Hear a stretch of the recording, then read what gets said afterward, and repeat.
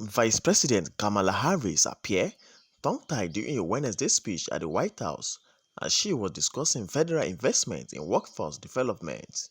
Harris was listener of the Biden administration efforts to bolster job development and widen access to different career paths when the subject of transportation improvement tripped her up.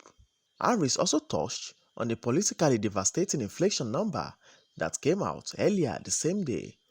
The consumer price index went up 9.1% in June from the year before, the highest increase since 1981. Together, we are expanding access to transportation. Seems like maybe it's a small issue, it's a big issue. You need to get to go and need to be able to get where you need to go to do the work and get home. So we have expanded access to transportation, including what we need to do to invest in public transit, understanding that the infrastructure in our country around public transit is and has been in disrepair in many areas of our country. And so that is the investment that we have put in there. And together we are fighting to improve and expand our child care and healthcare workforce so that everyone who needs better care can have access to better care, no matter where they live and no matter how much money they make. That includes 8 million Americans who are part of the so-called sandwich generation, which means they're right there in the middle, taking care of both their children and their parents. And that includes people with mental and physical disabilities, so they can access the critical care and support they need to succeed and to thrive, Together, we are doing so much important and impactful work.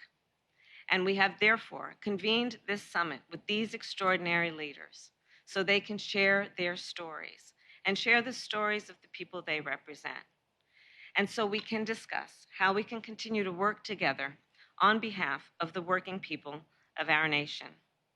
I have seen firsthand how much is possible when we collaborate across lines that relate to the direct benefit of the people of our nation. In fact, earlier this year, I visited a union training facility in Milwaukee, Wisconsin. It's called WRPT Big Step. At Big Step, I met workers who had received training to remove and replace the lead pipes and service lines that are poisoning our communities. It was truly an inspiration. As a result of their training, those workers can now access good-paying union jobs, jobs they can raise a family on, jobs they can build a future on, jobs that are helping us build a better future for our entire nation. Today, as many as 10 million homes and 400,000 schools and child care facilities receive their water through lead pipes. Graduates of Big Step are already removing lead pipes in Milwaukee. We have leaders from Milwaukee with us here today, and in communities across America. Big Step is one of hundreds of job training facilities around our nation that received funding through the ARP. Here with us today is Lindsay Bloomer, president of WRPT Big Step. Lindsay, where are you? There you are. And Lindsay and all of the leaders here, I want to thank you for all that you have done to make real the promise of the American Rescue Plan.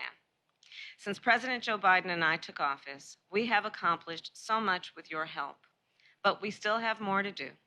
We must continue our work together to build a nation where every worker is treated with dignity, where every community is safe and healthy, and where every child can reach their God-given potential.